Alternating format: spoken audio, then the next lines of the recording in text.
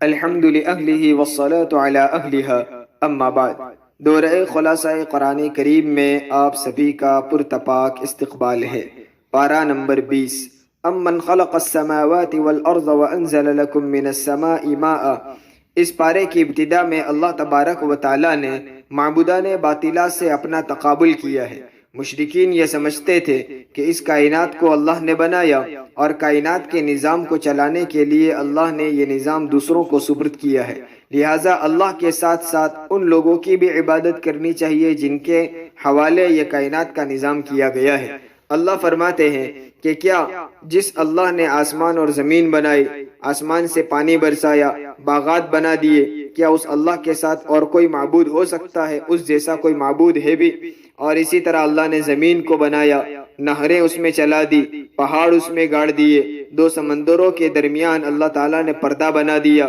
وہی اللہ ہے جو مضطر کی اور مجبور کی دعائیں سنتا ہے، اس سے تکلیفوں کو ہٹاتا ہے، جس نے تم کو زمین میں خلیفہ بنایا اور جس نے جو تم کو سمندر میں اور خشکی کے راستوں میں راہ دکھاتا ہے، جو بارش کے برسنے سے پہلے بارش کی خوشخبری دینے والی ٹھنڈی ہوائیں چلاتا ہے، وہی اللہ جس نے تم کو پہلی مرتبہ پیدا کیا اور دوبارہ تم کو پیدا کرے گا، اور وہ تم کو آسمان اور زمین سے رزق دیتا ہے۔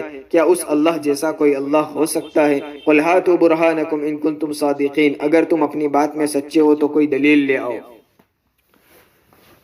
اسی پارے میں فرمایا إِنَّكَ لَا تُسْمِعُ الْمَوْتَى وَلَا تُسْمِعُ الصُّمَّ الدُّعَاءَ إِذَا وَلَّوْا مُدْبِرِينَ۔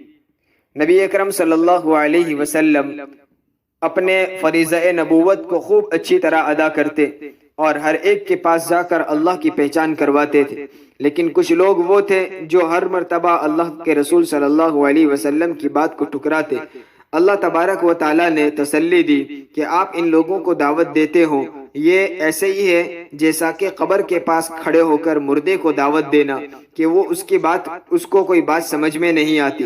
اسی طرح جن لوگوں نے کفر اپنا لیا ہے، ہٹ دھرمی اور ضد پر اڑے ہوئے ہیں، ان کے سامنے تقریر کرنا ایسا ہی ہے جیسا کہ مردے کو سمجھانا۔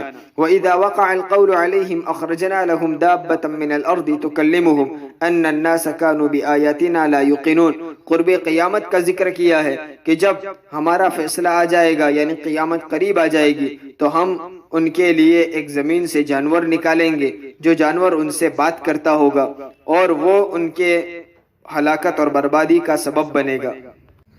اور قیامت کا تذکرہ کرتے ہوئے فرمایا وَيَوْمَ يُنفَخُ فِي الصُّورِ فَفَزِعَ مَن فِي السَّمَاوَاتِ وَمَن فِي الْأَرْضِ إِلَّا مَن شَاءَ اللَّهُ وَكُلٌّ أَتَوْهُ دَاخِرِينَ۔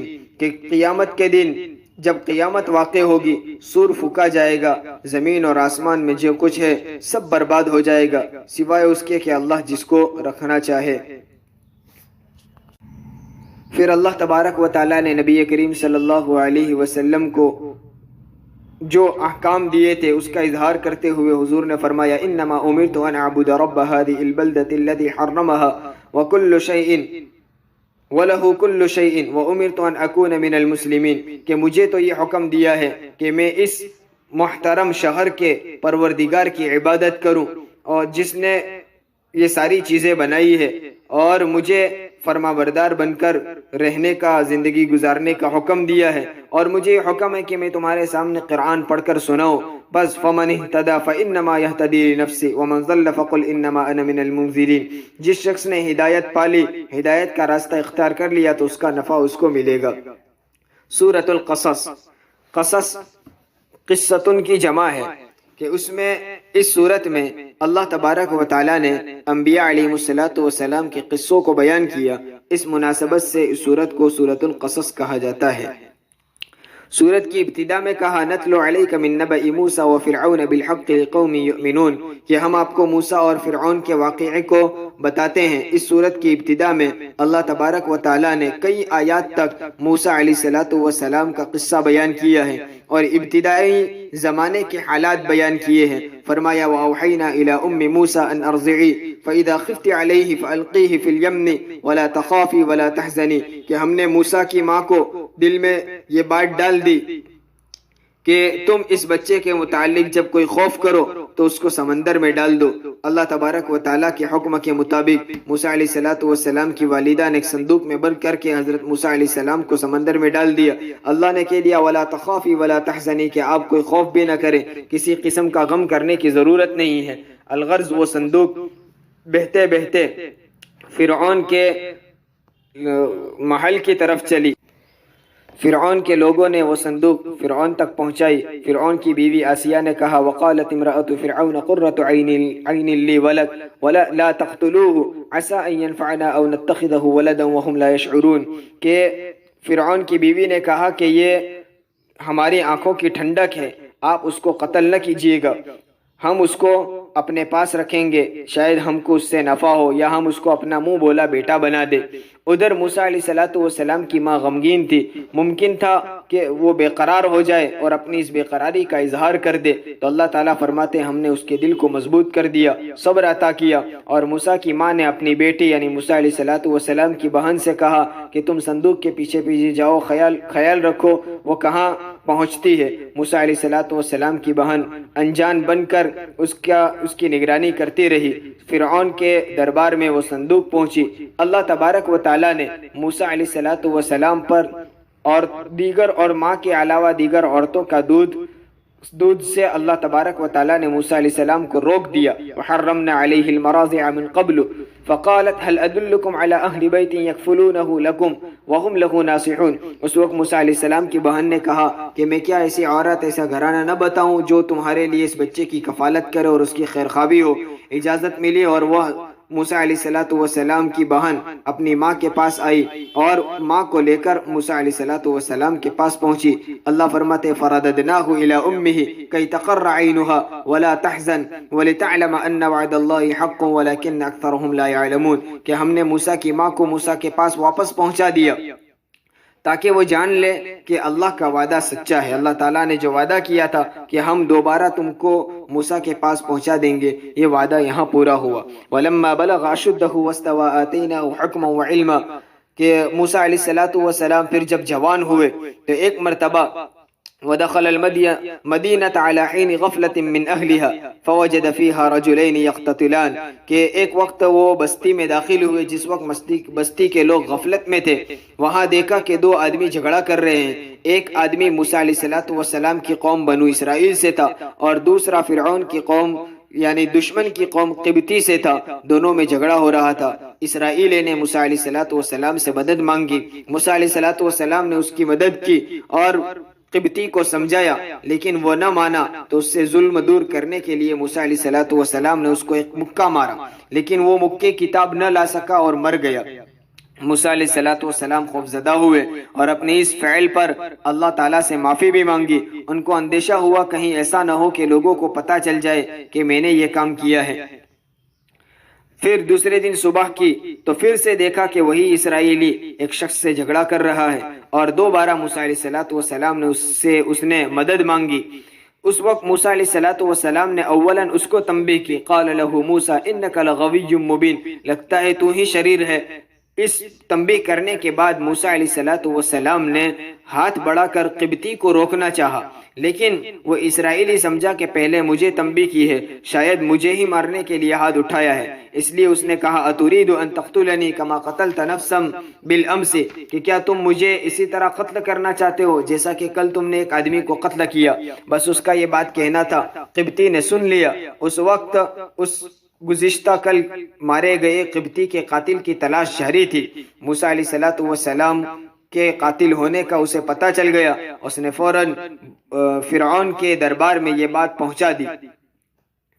موسیٰ علیہ السلام فرعون کے جبر سے بچنے کے لیے وہاں سے نکل گئے۔ وَلَمَّا تَوَجَّهَ تِلْقَاءَ مَدْيَنَ قَالَ عَسَىٰ رَبِّي أَن يَهْدِيَنِي سَوَاءَ السَّبِيلِ اللہ تعالیٰ سے ٹھیک راستے کی دعا کرتے ہوئے موسیٰ علیہ السلام مدین کی طرف چل دیے۔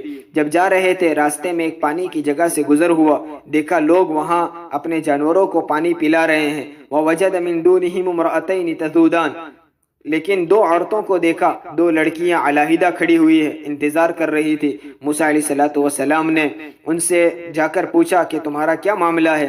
کہا کہ ہم اس وقت تک اپنے جانوروں کو پانی نہیں پلائیں گے جب تک یہ چروائے کنویں کو خالی نہ کر دے، یہاں سے ہٹ نہ جائے۔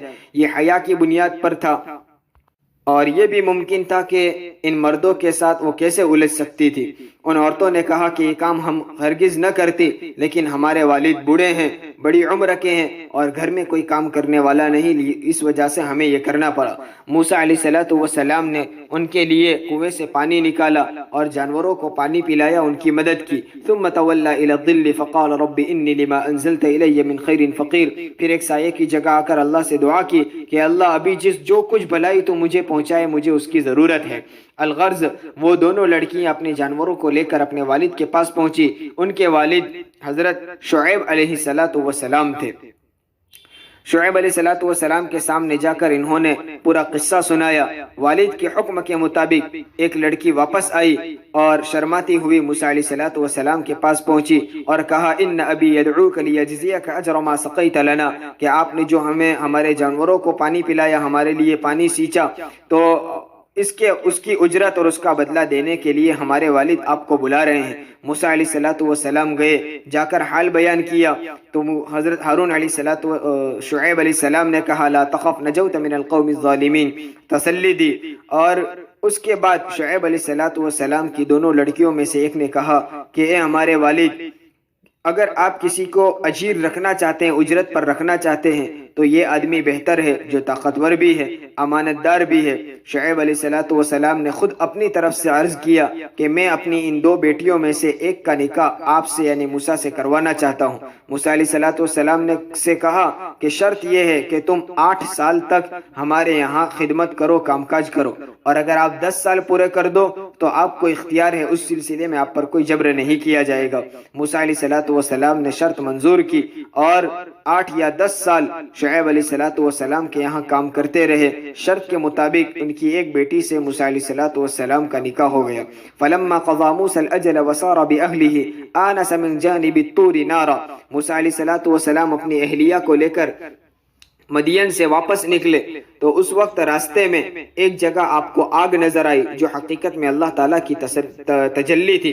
موسیٰ علیہ السلام نے اپنی اہلیہ سے کہا تم ٹھہرو، میں وہاں جا کر تمہارے لیے کوئی خبر لے کر آؤں یا آگ کا انگارہ لے کر آؤں جو تمہارے لیے راہ دیکھنے میں اور گرمی حاصل کرنے میں مددگار ہو۔ چونکہ وہ ٹھنڈی کا زمانہ تھا، اس لیے آگ سے گرمی حاصل کرنے کا نفع تم اٹھا سکو۔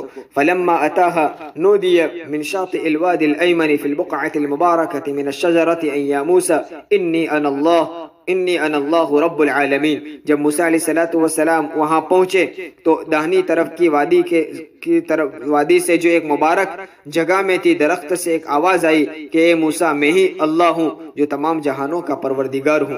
اس وقت اللہ تبارک و تعالیٰ نے موسیٰ علیہ السلام کو نبوت عطا کی اور بطور خاص 2 معجزے اس وقت عطا کیے۔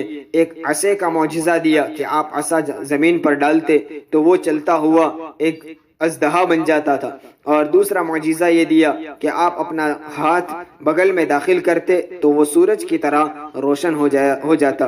اللہ تبارک و تعالیٰ نے یہ 2 معجزات دے کر موسیٰ علیہ السلام کو کہا کہ تم جاؤ فرعون اور اس کی قوم کے پاس، اس کے درباریوں کے پاس، اور ہماری دعوت دو۔ موسیٰ علیہ السلام نے دعا کی رب انی قتلت منہم نفسا فاخاف ان یقتلون، کہ میں نے ان کے ایک آدمی کو قتل کیا ہے، مجھے اندیشہ ہے کہ وہ لوگ مجھے قتل کر دے، اور لہٰذا تم میرے بھائی کے ذریعے سے میری مدد کرو کہ وہ فصیح اللسان بھی ہے، صحیح بات لوگوں تک پہنچا سکیں گے۔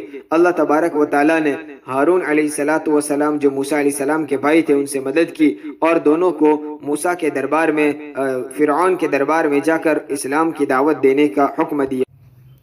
پھر جیسا کہ واقعہ پیچھے بھی گزرا، موسیٰ علیہ السلام اور ہارون علیہ السلام نے فرعون کے دربار میں جا کر توحید کی دعوت دی۔ ان لوگوں نے تکبر کیا اور ان کی بات کا انکار کر دیا اور کہا ما ھذا الا سحر مفترى وما سمعنا بهذا في آبائنا الاولین، یہ سب گھڑی ہوئی باتیں اور جادو کی باتیں ہیں، ہم نے اپنے آباء و اجداد سے ایسی کوئی بات نہیں سنی۔ اور موسیٰ علیہ السلام کا مقابلہ جادوگروں سے کروایا، جہاں موسیٰ علیہ السلام کو فتح بھی نصیب ہوئی۔ فرعون نے آپ کا مذاق اڑاتے ہوئے یہ بھی کہا تھا فَأَوْقِدْ لِي يَا هَامَانُ عَلَى الطِّينِ فَاجْعَلْ لِي صَرْحًا لَعَلِّي أَطَّلِعُ إِلَىٰ إِلَٰهِ مُوسَىٰ وَإِنِّي لَأَظُنُّهُ مِنَ الْكَاذِبِينَ کہ فرعون نے حامان سے حکم دیا، اپنے وزیر کو کہا کہ تم جاؤ میرے لیے پکی مٹی کا ایک کی عمارت بناؤ کہ تاکہ میں اس کے اوپر چڑھ کر موسیٰ کے پروردگار کو جھانک لوں، اور کہنے لگا کہ میرا تو یقین ہے کہ یہ جھوٹوں میں سے ہے۔ فرعون اپنے آپ کو خدا کہتا تھا، اور موسیٰ علیہ السلام نے جب ایک اللہ کی دعوت دی تو ان کا مذاق اڑایا۔ اللہ فرماتے فَأَخَذْنَاهُ وَجُنُودَهُ فَنَبَذْنَاهُمْ فِي الْيَمِّ فَانظُرْ كَيْفَ كَانَ عَاقِبَةُ الظَّالِمِينَ کہ ہم نے فرعون کو بھی اور اس کے لشکر کو بھی پکڑا اور ان کو دریا میں غرق کر دیا، اور موسیٰ علیہ السلام اور ان کی قوم کو نجات ملی۔ یہ پورا واقعہ تفصیل کے ساتھ نبی کریم صلی اللہ علیہ وسلم نے قرآن کی آیتوں میں لوگوں کو سنایا۔ اللہ تعالیٰ فرماتے ہیں وَمَا كُنْتَ بِجَانِبِ الْغَرْبِيِّ إِذْ قَضَيْنَا إِلَى مُوسَى الْأَمْرَ وَمَا كُنْتَ مِنَ الشَّاهِدِينَ کہ جس وقت کا یہ واقعہ ہے کہ کوہ طور کی مغربی سمت میں اس وقت آپ وہاں موجود بھی نہیں تھے اور آپ نے ان لوگوں کا یہ مشاہدہ بھی نہیں کیا، لیکن اس کے باوجود آپ یہ واقعہ سنا رہے ہیں، تو یہ دلیل ہے کہ یہ وحی کے ذریعے سے سنایا جا رہا ہے، لہٰذا یہ آپ کی نبوت کی صداقت کی دلیل ہے۔ آگے فرمایا فَلَمَّا جَاءَهُمُ الْحَقُّ مِنْ عِنْدِنَا قَالُوا لَوْلَا أُوتِيَ مِثْلَ مَا أُوتِيَ مُوسَىٰ کہ لوگ آپ صلی اللہ علیہ وسلم سے مطالبہ کرتے تھے کہ جس طرح موسیٰ کو معجزات دیے گئے آپ کے پاس ایسے معجزات کیوں نہیں ہیں؟ اللہ تعالیٰ فرماتے ہیں أَوَلَمْ يَكْفُرُوا بِمَا أُوتِيَ مُوسَىٰ مِنْ قَبْلُ قَالُوا سِحْرَانِ تَظَاهَرَا وَقَالُوا إِنَّا بِكُلٍّ کافرون کہ موسیٰ علیہ السلام کو جو معجزات ہم نے دیے تھے ان کا بھی تم نے انکار کیا، تو موسیٰ علیہ السلام کے جیسے معجزات طلب کرنے کی کیا وجہ ہے؟ اور تمام انبیاء کو ایک جیسے معجزات دیے گئے ہو ایسا ضروری بھی نہیں ہے۔ آگے اہل کتاب کے بارے میں فرمایا اولئک یؤتون اجرهم مرتین بما صبروا ویدرؤون بالحسنۃ السیئۃ ومما رزقناهم ينفقون کہ وہ اہل کتاب جو آپ صلی اللہ علیہ وسلم سے پہلے آسمانی کتاب پر ایمان رکھتے تھے، عیسیٰ علیہ السلام یا موسیٰ علیہ السلام کے مذہب پر قائم تھے، اور قرآن کے آنے کے بعد وہ قرآن پر بھی ایمان لے آئے، تو ان لوگوں کے لیے دوہرا اجر ہے۔ پھر فرمایا انک لا تہدی من احببت ولکن اللہ یہدی من یشاء وہو اعلم بالمہتدین۔ نبی اکرم صلی اللہ علیہ وسلم کے چچا ابو طالب آپ کے بڑے خیرخواہ تھے اور زندگی بھر آپ کو بہت ساتھ دیا۔ آپ صلی اللہ علیہ وسلم نے ان کو دین کی دعوت کئی مرتبہ دی، اور آخری لمحات میں آپ صلی اللہ علیہ وسلم نے فرمایا تھا کہ مجھے میرے کان میں کم از کم آپ ایک مرتبہ کلمہ پڑھ دو تاکہ میں آخرت میں آپ کی سفارش کر سکوں، لیکن اللہ تعالیٰ کے نظام کے تحت ان کو ایمان کی توفیق نہ ہوئی۔ اللہ تبارک و تعالیٰ نے حضور اکرم صلی اللہ علیہ وسلم کو حکم دیا انک لا تہدی من احببت، آپ جسے چاہے ہدایت نہیں دے سکتے، ولکن اللہ یہدی من یشاء، اللہ جسے چاہے ہدایت دیتا ہے۔ اس سے معلوم یہ ہوا کہ ہدایت دینا اللہ کے قبضے میں ہے۔ پھر قارون کا قصہ ہے ان قارون کان من قوم موسیٰ فبغى علیہم۔ قارون ایک بہت مالدار آدمی تھا اور اس کے خزانوں کی چابیاں اونٹ اٹھایا کرتے تھے، اتنی چابیاں تھیں۔ قارون کو بڑے مال سے اللہ نے نوازا تھا، لیکن وہ سرکشی کرتا، بڑائی اور تکبر کرتا تھا۔ موسیٰ علیہ السلام نے اس کو سمجھایا لیکن وہ بات نہ مانا، اور جو سمجھاتے اس کو جواب میں کہتا انما اوتیتہ علی علم عندی کہ یہ چیزیں تو مجھ پر اللہ نے کوئی احسان نہیں کیا، میں نے اپنی علم، اپنی بہادری اور اپنی حکمت کی بنیاد پر یہ ساری چیزیں میں نے حاصل کی ہے۔ اللہ تبارک و تعالیٰ فرماتے ہیں فَخَسَفْنَا بِهِ وَبِدَارِهِ الْأَرْضِ کہ اس کی اس گھمنڈ، تکبر اور نافرمانی کی وجہ سے اللہ نے اس کو اور اس کے گھر کو زمین میں دھسا دیا اور اس کو ہلاک کر دیا۔ فَمَا كَانَ لَهُ مِنْ فِئَةٍ يَنْصُرُونَهُ مِنْ دُونِ اللَّهِ وَمَا كَانَ مِنَ الْمُنْتَصِرِينَ اور اس وقت اللہ کے مقابلے میں کوئی جماعت ایسی نہیں تھی جو اس کی مدد کر سکے، اس کو اللہ کے عذاب سے بچا سکے۔ کچھ لوگ وہ تھے جو تمنا کرتے تھے کہ ہمیں بھی قارون کی طرح خزانہ مل جائے۔ اللہ نے ان کے متعلق فرمایا وَأَصْبَحَ الَّذِينَ تَمَنَّوْا مَكَانَهُ بِالْأَمْسِ يَقُولُونَ وَيْكَأَنَّ اللَّهَ يَبْسُطُ الرِّزْقَ لِمَنْ يَشَاءُ مِنْ عِبَادِهِ وَيَقْدِرُ کہ وہ لوگ جو کل یہ تمنا کرتے تھے کہ ہم قارون کے جیسے بن جائے، اس کی جگہ پر آ جائے، آج یہ قارون کے اوپر آنے والے عذاب کو دیکھ کر کہنے لگے کہ اللہ تعالیٰ جسے چاہے رزق دیتا ہے اور جسے چاہے اس کا رزق روک لیتا ہے۔ لولا امن اللہ علینا لخسف بنا، کہ اگر اللہ کا ہم پر احسان نہ ہوتا تو آج بھی ہم زمین میں دھسا دیے جاتے۔ پھر فرمایا ان الذی فرض علیک القرآن لرادوک الی معاد، جب نبی اکرم صلی اللہ علیہ وسلم مکہ سے ہجرت کر کے مدینہ کی طرف جانے لگے، راستے میں مدینے کے راستے کو دیکھ کر آپ کو بیت اللہ اور اپنا شہر عزیز یاد آ گیا۔ اللہ تعالیٰ نے آپ سے وعدہ فرمایا کہ ہم جس اللہ نے تم پر قرآن اتارا ہے وہ اللہ تم کو ضرور اپنے وطن واپس لوٹائے گا۔ چنانچہ اللہ تعالیٰ کا یہ وعدہ پورا ہوا۔ مدینہ المنورہ ہجرت کر جانے کے بعد 8 سال کے بعد حضور اکرم صلی اللہ علیہ وسلم مکہ المکرمہ میں فاتحانہ شان کے ساتھ داخل ہوئے۔ سورۃ العنکبوت، عنکبوت مکڑی کو کہتے ہیں۔ اس صورت میں اللہ تبارک و تعالیٰ نے مشرکین کے اعمال کو مکڑی کے جالے کے مانند کہا ہے، اس سے مثال دی ہے۔ اس مناسبت سے اس صورت کا نام سورۃ العنکبوت رکھا گیا۔ احسب الناس ان يتركوا ان يقولوا آمنا وهم لا يفتنون، اللہ تعالیٰ صحابہ کرام رضوان اللہ علیہم اجمعین کے متعلق فرماتے ہیں کہ مشرکین اور کفار کی طرف سے جب بہت ظلم ہونے لگتا تو صحابہ بعض مرتبہ حضور اکرم صلی اللہ علیہ وسلم سے درخواست کرتے کہ ہمارے لیے اللہ سے دعا کیجیے، ہمارے لیے کوئی مدد اترے۔ اللہ تعالیٰ فرماتے ہیں کہ کیا لوگوں نے یہ گمان رکھا ہے کہ ایمان لانے کے بعد ان پر کوئی آزمائش نہیں آئے گی؟ وَلَقَدْ فَتَنَّ الَّذِينَ مِن قَبْلِهِمْ فَلَيَعْلَمَنَّ اللَّهُ الَّذِينَ صَدَقُوا وَلَيَعْلَمَنَّ الْكَاذِبِينَ، کہ ان سے پہلے بھی جتنے لوگ آئے ہم نے ان کو بھی آزمایا اور اللہ تعالیٰ ضرور جانے گا کہ کون سچا ہے اور کون جھوٹا ہے۔ یعنی اللہ کے علم میں تو پہلے سے ہے، لیکن اللہ تبارک و تعالیٰ ان ظاہری اسباب کو وجود میں لا کر یہ ثابت کرے گا کہ کون سچائی پر اور کون جھوٹا ہے۔ وَوَصَّيْنَا الْإِنسَانَ بِوَالِدَيْهِ حُسْنًا، یہاں اللہ رب العزت نے والدین کے ساتھ حسن سلوک کا ایک بہترین اصول بیان کیا ہے۔ ابتدائی زمانے میں کثرت سے یہ بات پیش آتی رہی کہ بسا اوقات اولاد اسلام قبول کر لیتی اور والدین کفر پر قائم ہوتے تو وہ والدین اپنے اولاد کو اسلام سے پھر جانے اور دوبارہ کفر اختیار کرنے کی تنبیہ کرتے تھے۔ اللہ تبارک و تعالیٰ نے ایک بہترین اصول بتایا کہ تمہیں والدین کے ساتھ حسن سلوک کرنا ہے، اگرچہ وہ ایمان سے محروم اور کافر ہو، ہمیشہ ان کے ساتھ بھلا معاملہ کرنا ہے۔ ہاں اگر وہ اللہ کے ساتھ کسی کو شریک کرنے یا کوئی کفریہ عمل کرنے یا ایسا کام کرنے کا حکم دے جو شریعت کے خلاف ہو تو اس سلسلے میں ان کی اطاعت نہیں کی جائے گی۔ وقال الذين كفروا للذين آمنوا اتبعوا سبيلنا ولنحمل خطاياكم وما هم بحاملين من خطاياهم من شيء انهم لكاذبون، کافر لوگ اہل ایمان کو کہا کرتے تھے کہ تم ہمارا راستہ اختیار کر لو، یعنی کفر میں آ جاؤ، اگر تم سے کوئی غلطی اور خطا ہو گئی اور اس کا بوجھ کوئی آخرت میں آیا تو وہ بوجھ بھی ہم اپنے سر لے لیں گے۔ اللہ تعالیٰ فرماتے ہیں وہ ان کا بوجھ اپنے سر لے کر ان کو آزاد نہیں کر سکتے، یعنی دوسروں کا اس طرح بوجھ اپنے سر لے لینا کہ وہ جس کا بوجھ لیا ہے وہ گناہوں سے بالکل آزاد ہو جائے، ایسا نہیں ہو سکتا، بلکہ ان کفار کا حال تو یہ ہے کہ وہ خود اپنے گناہوں کا بوجھ اٹھائیں گے اور جن گناہوں کے دوسروں کے گناہوں کا وہ سبب بنے ہیں ان کا بوجھ بھی ان کو اٹھانا پڑے گا۔ اس کے بعد اللہ رب العزت نے متعدد انبیاء علیہ السلام کے قصوں کو یہاں بیان کیا ہے۔ حضرت نوح علیہ السلام، اسی طرح قوم لوط، قوم عاد، قوم سمود، ابراہیم علیہ السلام کی قوم، ان ساروں کے واقعات بیان کرنے کے بعد اللہ فرماتے فَكُلًّا أَخَذْنَا بِذَنبِهِ، کہ ہم نے ان سب کو ان کے گناہوں کی وجہ سے پکڑا۔ بعض پر تو اللہ تعالیٰ نے پتھر برسائے، بعض کے اور فرماتے ہیں کہ ان میں سے بعض ایسے ہیں جن کو چنگاڑ نے پکڑ لیا، کچھ وہ ہیں جن کو زمین میں دھسا دیا، کچھ وہ ہیں جن کو پانی میں غرق کر دیا۔ الغرض ان کے گناہوں کی وجہ سے ان پر یہ سزا آئی۔ وما كان الله ليظلمهم ولكن كانوا انفسهم يظلمون، اللہ فرماتے ہیں کہ اللہ نے ان میں سے کسی پر کوئی ظلم نہیں کیا، انہوں نے خود اپنی جانوں پر ظلم کیا تھا۔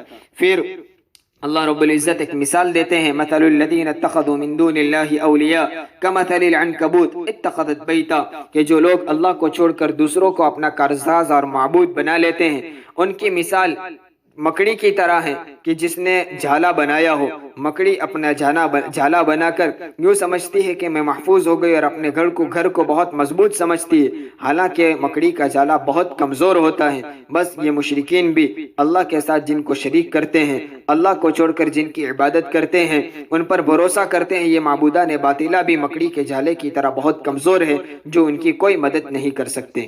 یہ 20ویں پارے کا مختصر خلاصہ تھا۔ اللہ تبارک و تعالی قرآن کریم کا صحیح فہم ہمیں عطا فرمائے، اس پر عمل کرنے کی توفیق عطا فرمائے، آمین۔ السلام علیکم ورحمۃ اللہ وبرکاتہ۔